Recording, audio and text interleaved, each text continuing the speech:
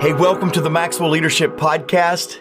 I am here with the founder, the originator of this next statement. We are people of value. We add value to people, and we want to add value to you today. And we do that with this podcast by adding value to leaders who will multiply value to others. Hey, we are so excited. We are in week 4 talking about the book, High Road Leadership. Bringing people together in a world that divides. And John, I've got to thank you here at the beginning of this. This has been such a rich series that not only highlights a book that we all need, but it highlights a concept that the world is not hearing enough. And so we're going to talk more today for our 4th week in a row. We're going to talk about the content from High Road Leadership. If you have not heard week 1, week 2, week 3, I'm not going to say you're behind, but I am going to say you're missing some things because you want to go back and pick that up. If you have not heard the website highroadleadershipbook.com, let me tell you, there are thousands, literally thousands ahead of you already that has ordered the book. You're behind times. Go to that website even right now. You'll be able to see that. Hey, for our YouTube listeners, for our podcast listeners, if you go to maxwellleadership.com/high road, we have some resources there for you as well. John, I'm so thankful. Thanks for being back with us today. Oh, it's great to be with you. I'm very excited about today. I've enjoyed it very much, Mark. And for all those that go into the podcast continually, I just want to thank you because we do it for you.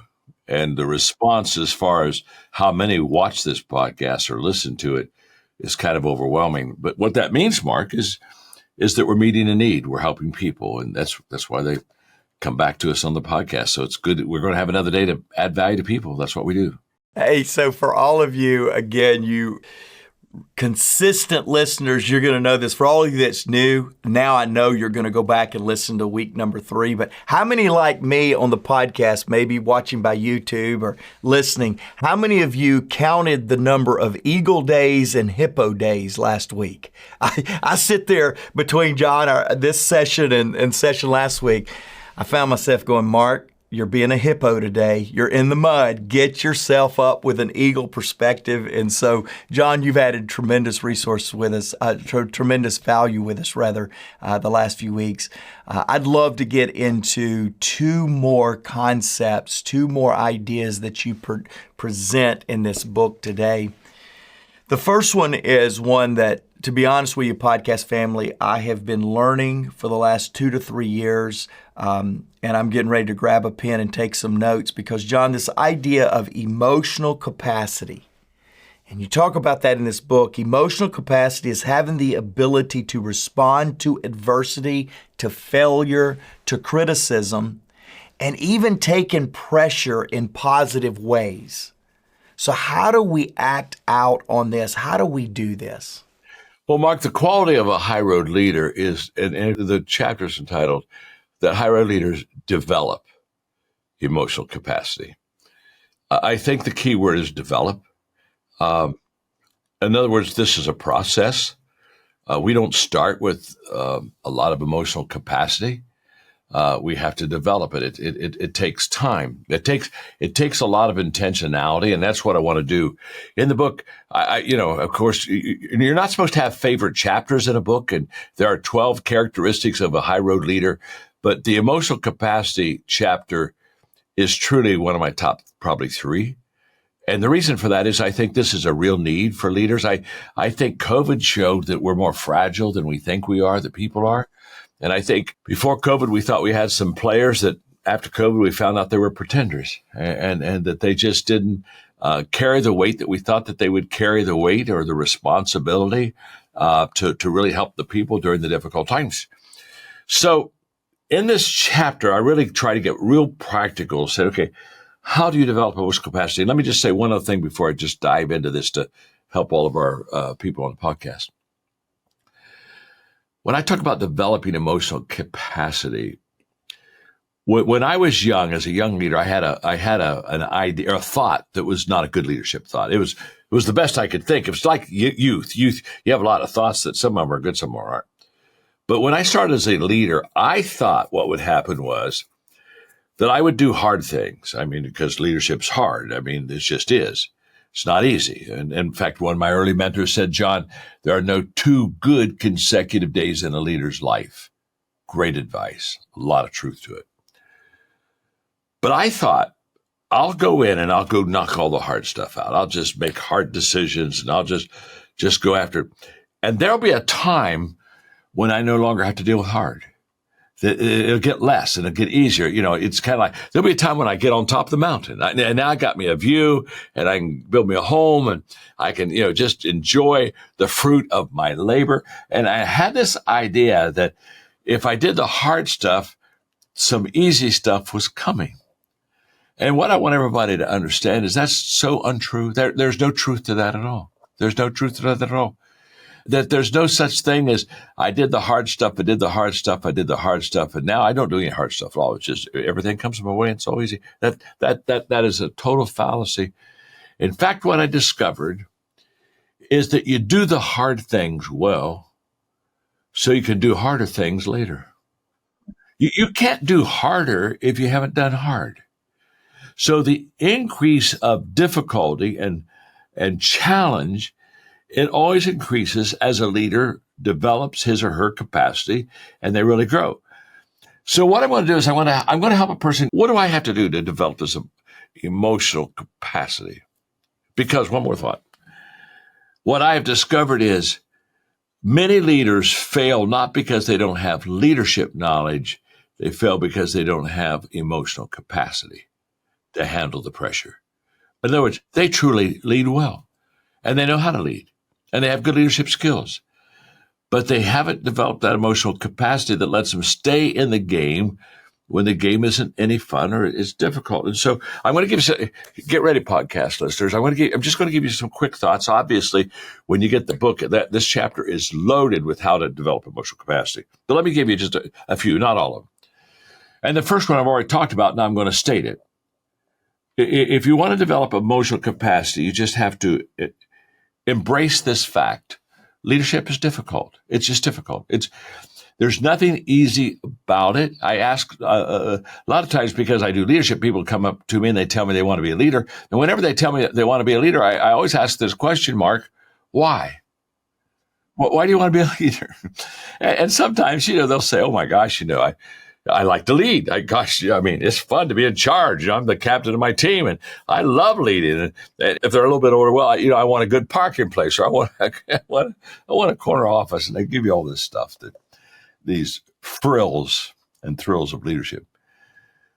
And I want to look at them, and I'm going to say, the parking place and the corner office, it's not worth it. Just trust me. Hey, about their 4th or 5th day of hard or very hard, you'll give all that stuff away. You say, here, you got my parking place. You have my parking place if you'll take care of this problem. Because the only problems we get as leaders are the hardest problems. Because problems have to be solved at the lowest level possible. So easy problems, where are they solved? They're not solved at the leader's life. They're solved down there, down at the bottom.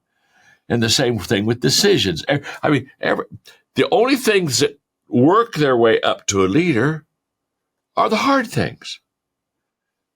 Easy doesn't come to a leader. Easy gets settled at a low level. If it's easy, they don't need you. Somebody else has made that decision. In fact, they didn't even check with you. They've already moved on. So we have to accept the fact that leadership is difficult. And that's essential for us to carry emotional baggage. Because let me tell you what, if I don't accept that leadership is difficult, I'll think emotional baggage is a result of one of two things. Either I did something wrong and I'm not a good leader. That happens all the time. Oh my gosh, if I'd have made better decisions, I probably wouldn't feel this weight that I have. So we began to kind of go that route. And since I'm not a good leader, that's why I have to carry this extra weight. That's the first one. Or the second thing that happens is the fact is it gets to the place where we finally say, I quit. I no longer want to stay in the game. And people emotionally quit usually before they physically quit.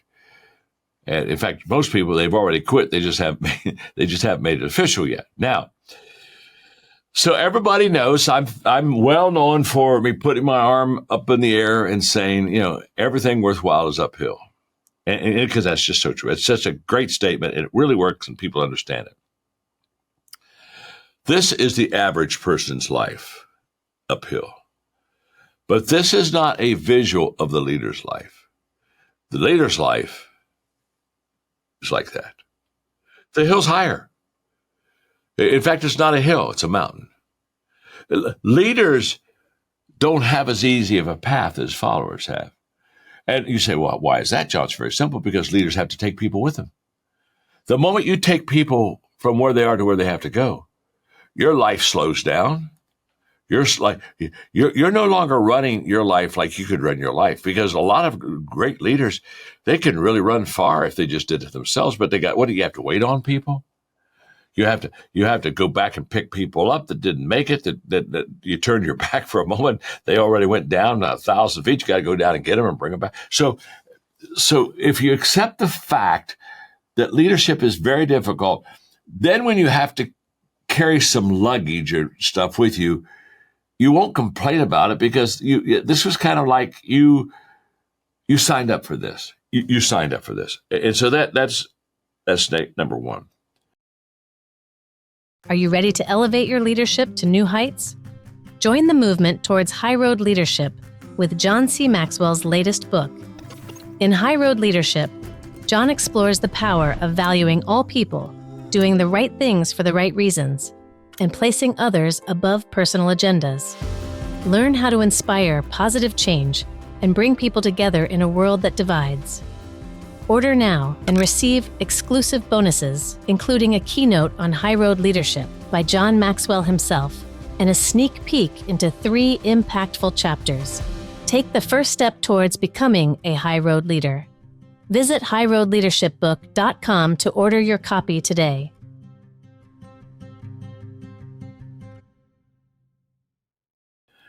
The second thing I would talk about handling making and developing emotional capacity is make action your priority.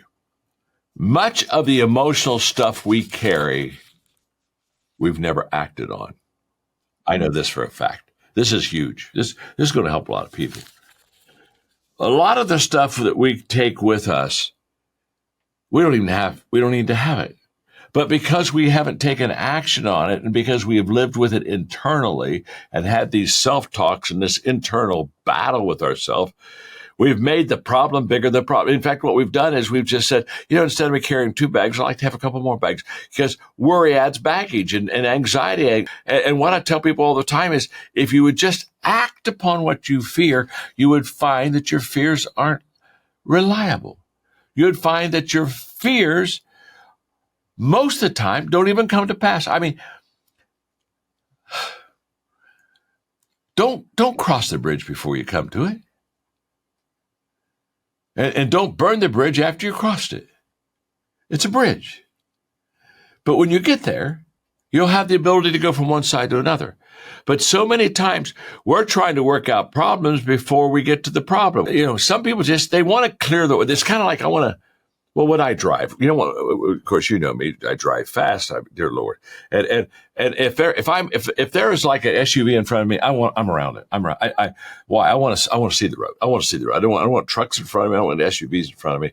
I want to see the road. And there's sometimes in leadership that we want to see so much of the road that we're adding this emotional baggage to ourselves instead of getting rid of it.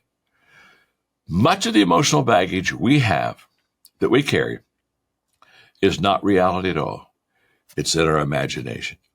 And what I tell people all the time, action is your best friend. You know what action will do? Action will tell you very quickly if your thinking was correct or incorrect. It just will. You go out and you act on it, and you'll thought, boy, I thought it was going to be like this way. It's not like that at all. Well, what happened? Action revealed to you what is truth. Action revealed to you what is reality.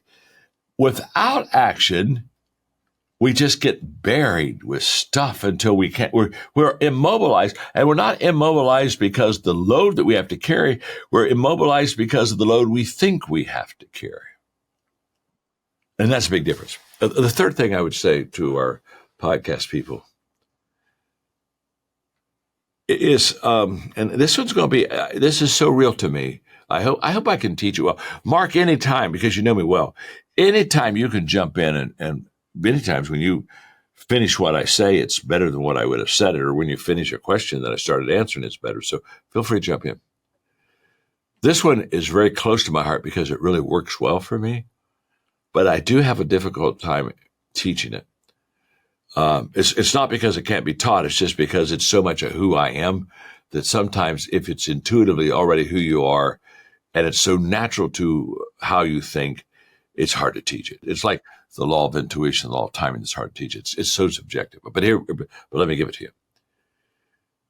You have to be your best friend. I don't know how to describe this in any way, but so I'm going to say it. But when I say it, you're going to think I'm a narcissist or something. You're going to say, dear God, John, you need to go to a therapist this afternoon. I'm my best friend. And I find myself always encouraging myself. I do. Now, I don't even know how I got there. And that's what frustrates me, because if I'm going to tell you to be your best friend, I ought to have a 5-step process of how to become your best friend. But I'm my best friend. And you've mentioned before, I'm very comfortable in my own skin. I don't do battles that most people do battles with. Now, I think I'm my best friend because I grew up in a very good environment. I won the parent lottery. And so I'm very secure because, my mother gave me unconditional love, and my father was just an incredibly action, go-get-'em successful person. But I find myself after a hard day talking to myself. And I'm not saying be my best friend where I don't deal with reality or I don't deal with issues, because sometimes I have to go deal with an issue. But can I tell you something? If you've got to deal with a real issue in your life, you still want to be your best friend. You don't want to leave yourself behind and to go alone at it. I take me with me. I take me with me so I can talk to me, because the best, listen, the most important person you're going to listen to all day is you. And so I take me with me. And the reason I take me with me is I may need me, because I may be at a real difficult time and I may need to say to me, John, you can do this. It's okay. This too shall pass. Sometimes I need a counselor. Sometimes I need a cheerleader. Sometimes I need somebody to just say, I am your best friend, but you missed it here. So now my best friend encourages me to tell people I was wrong. But I take me with me, and it works. Now, I wouldn't take me with me if I wasn't my best friend. I would change me before I took me with me. If you take me with me and you're not your best friend, you're going to talk down to yourself, and you're going to beat yourself up, and you're going to have guilt trips that you're going to go through. And it's a terrible thing when you kill you. Because you got enough people on the outside shooting at you. You got enough people throwing the bricks. I mean, if you're leading people, you're visible. If you're visible, you got people taking shots at you all the time. That cannot be avoided. That's not the emotional baggage I'm talking about at all. That comes with the fact that leadership is difficult. The emotional baggage I'm talking about that you can lessen and not have to carry is the fact that if I carry me and I'm the best me that I carry, that load gets less.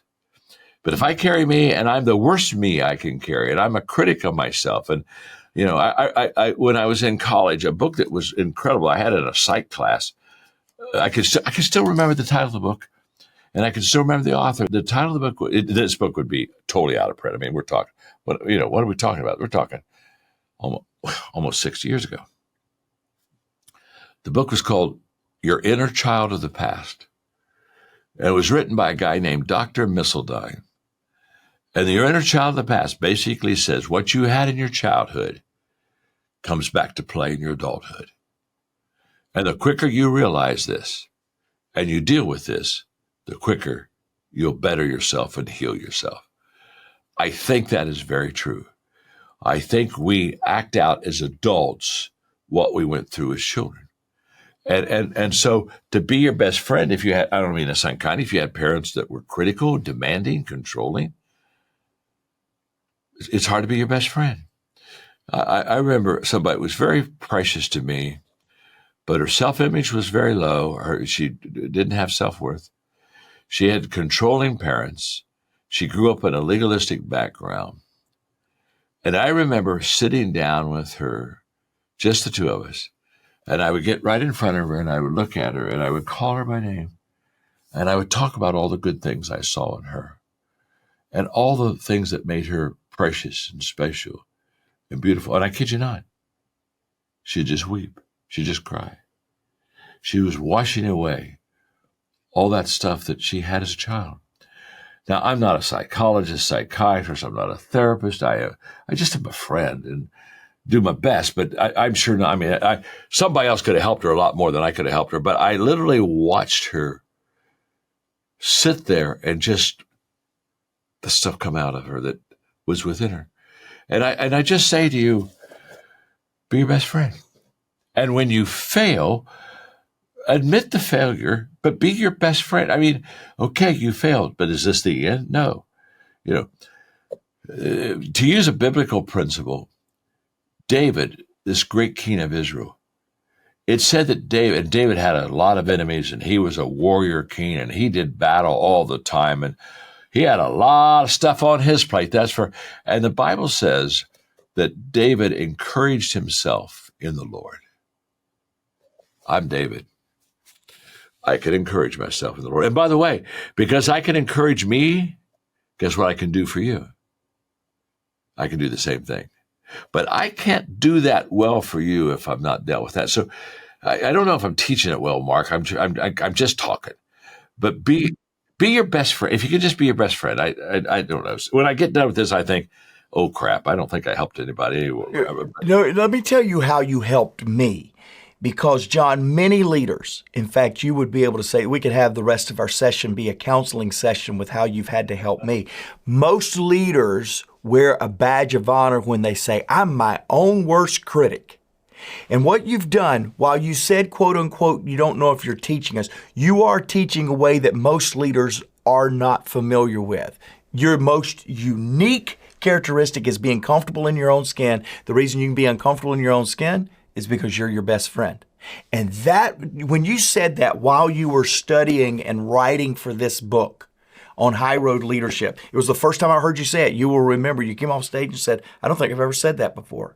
And I said, I don't think you have either, but it is absolutely the truth. You are your own best friend. And so while you say, maybe I didn't teach you, what you did was show us there is a better way to view ourselves leaders than what most of us do. Because I promise you, John, most of the people listening to this podcast relate with me when I say I've wore a badge of honor before when I say I'm my own worst critic. You're not going to find something before me that I've not already recognized in myself that's wrong and tried to fix it. So, podcast listeners, I want you to soak in what John just said and to truly, authentically look yourself in the mirror and say, am I my own worst critic or my own best friend? Because, John, you showed us a better way. I want to hit one more thing because I want you to talk about chapter 7 before we run out of time. But before I go there, it was also in studying this book that John brought the idea of doing hard things first. Why do we do hard things so that we can do harder things? You know, most of us as leaders, we were taught in leadership, do the hard things first so you can coast after you get the hard things out of the way. And John, when you blew my mind, and I want to underline this, underscore it, highlight it, we don't do hard things so that we can get done with them. We do hard things so we are prepared to do harder things.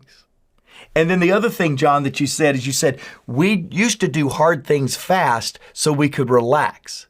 We don't do hard things fast so that we can get done with them. We do hard things fast so we can hurry up and learn the lesson to take on the real challenge we were created for.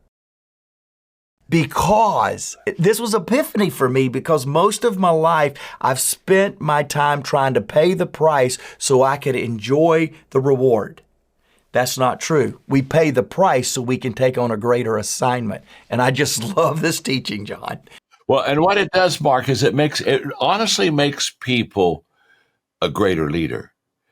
Because during the most difficult, dark times, the only leaders that will help the people are leaders that are have developed emotional capacity because everybody else has left the game. And so when we say that I do hard things so I can do harder things, I want people to also understand I do hard things without that being hard on me. Don't miss this. Now, why is it not hard on me? Because I've done hard things before. It's not the first hard thing I've done. See, let me tell you, the hardest things I did as a leader was when I was a young leader and I did them for the first time because I didn't know what to expect. And kind of, I look back and they were just little teeny weeny little things. They weren't hard at all. They were little nuggets. You know what I'm saying? But I did them. But because I did them, I could do something just a little bit bigger, just a little bit bigger. So in my life, I'm 77. I'm still dealing with harder things. But that doesn't bother me. In fact, it challenges me because now I say, well, I can do that. You know, I get frustrated if I'm out of my league. That's why I tell people, don't go to the next level, grow to the next level. You know, you don't go through hard things, grow through hard things. If you grow through hard things, it prepares you character-wise to deal with a harder thing. So when I hear leaders who are unhappy with difficulty and frustrated with problems, I sit there and I say, you've never really learned to grow through them and understand the value that they have to you. One more thing. We may not get to the last chapter, Mark, but it's okay. Aren't the people going to buy the book? They're going to buy the book anyway. We don't have to. Are you going to buy the book? I mean, do we need to dump everything? I mean, I know we're Mr. Podcast add value to everybody, but good Lord. I mean, pick up the book and add a little value to yourself, because I think we're onto something. I think we're onto something that is just very vital and very essential. If you don't carry emotional baggage with you, you have strength to handle the real stuff. But if you carry a lot of emotional luggage, you can't take on big boys or big stuff because you don't have any more energy. You've been lugging those suitcases around with you for so long that you're already worn out when you get to the meeting. And so, you know, people say travel light, travel fast. I say travel light, travel far. There's a difference. You know, speed doesn't really, fast isn't bad. I like fast too. I'm not opposed to fast, but I'm not doing this so I can be faster. I'm doing this so I can go farther. And the great gravitas, Mark, of leaders, of great leaders, the gravitas of great leaders. When you're around a great leader, you just sense strength from him. You sense moral authority from him. You sense security from him. All this stuff comes on you and you're feeling it. And you say, why do I feel it in that person? It's because that's who the person is. They're not trying to fool you. They're not trying to fake it. They're in the midst of major, heavy stuff, and they're doing very well. They're doing very well because they've been in the midst of major, heavy stuff before. They've been tried. They've been proven. They're trusted. And so the big stuff, instead of throwing them or them saying, I want to get rid of it as fast as I can, it's very challenging to it. They kind of say, yeah, I'd like to tackle that. And they always know this. They haven't gone that far before, but because, don't miss this. They haven't gone that far before, but because they've gone far, they can go farther. They don't know how far they can go, but they're not afraid of trying, because they've developed this capacity to get to where they want to go. It goes back to what you hear me say all the time, Mark. There's always an answer. There's always another answer, and there's always a better answer. There just is. And if somebody comes and said, okay, what's the answer? I'd say, I don't know right now. Well, they said, then you don't know that. No. I know there's an answer. There's a difference between I know there's an answer, but I don't know what the answer is, than living a life of there's no answer. That's all. Those worlds are very far apart. So if people say, spell it out now, I can't spell it out now. I don't need to spell it out now. When I get to it, I'll be able to spell it out. Again, don't carry stuff that you don't have to carry until tomorrow. Just carry today's weight, whatever that is. Live in the moment. Because if you live in the moment and you carry what you need to carry today, you will have strength to carry what you need tomorrow. But you can't take yesterday's guilt and tomorrow's problems and stick them on you and then carry today's weight and do well. You just can't do that. And so, I would hope for all of our podcast listeners that they'll get rid of yesterday's guilt. You say, well, I see a problem coming. Is it here? No. Well, then it'll get to you. Don't worry. It'll get to you. You don't have to run ahead. You don't have to run ahead. Your name's not Scout. Just stay where you are. Confidence is not knowing about tomorrow. Confidence is feeling confident about today. And that's what I want. That's what I want for you, Mark, as I meant to you. That's what I want for all of our podcast people. You don't have to tell me how great you're going to be tomorrow. Just have the greatness for today that you need to, because if you're good today, tomorrow you're going to be good too. It's just a matter of time.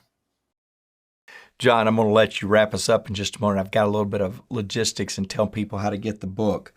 But we didn't get a chance, even though we took 4 weeks, we didn't get a chance to talk about embrace, authenticity, placing people above your agenda. We didn't get a chance to talk about don't keep score, live by the bigger picture. This book, in my opinion, podcast family, and again, for those of you watching YouTube, I'm holding it up, great cover design, but the content in this book is unbelievably rich and a resource for you in how you want to design your leadership, how you want to interact with those closest to you, how you wish leaders that are serving our communities would lead.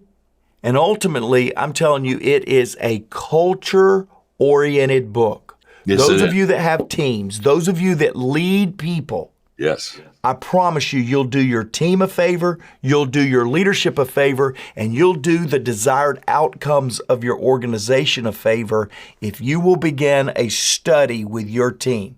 Best thing you can do for your book as we head into summer is to get every last member of your team, every direct report you have, this book, and take some excerpts out of each of these chapters and begin building a high road leadership culture in your organization. We believe that. You can go to highroadleadershipbook.com. You can get discounts on multiple bundled packages of the book. By the way, there's free resources there. You'll see on there that John's doing an event. He's got some digital resources for you. He's got things for you that are yours for you to begin this high road leadership journey that we're on. So go to highroadleadershipbook.com. John, any closing things you would like to say before we sign off today? I'd just say what you just said. I was just thinking myself, we're not only on the same page, we're on the same sentence. Think about it. Just think about it. You have a team of 2, 3, 20, 30. I don't know how many people you have on a team. How many of you would like to look at all your teammates and say they're high road leaders? What's that going to do for your organization? And by the way, what's that going to do for your clients and your customers? Everybody wins when a high road leader walks in the room. And everybody loses when a middle road or low road leader walks in the room. So let's help people win. Let's win ourselves. Let's help our family win. Let's help our team win. We can get this. Everything in this book is achievable. Nothing is beyond you. Nothing is beyond me. So we have to learn it, and then we have to practice it. And I know you will. And Mark, thanks for letting me come on the podcast. Maybe when I turn 90, you'll let me come back on and do something else. I don't know. We'll see. Number one, you are the podcast. Number 2, thank you for joining us live. We do have to do this again. And finally, all of you podcast listeners, I met Walter 2 weeks ago, and he joined the Maxwell Leadership Team. And this is what he told me. He said, I'd never heard of Maxwell Leadership Team. I hadn't even read my first Maxwell Leadership book. He said, but you talked about this team of people that wanted to do leadership different. And so, Walter, I met you at IMC a few weeks ago in Orlando. You joined the team from the podcast, and you are a high road leader. You have a high road leadership culture. Go to highroadleadershipbook.com, get your team the book, and let's start a movement of high road leadership. Hey, thank you, everybody. We do this because everyone deserves to be led well.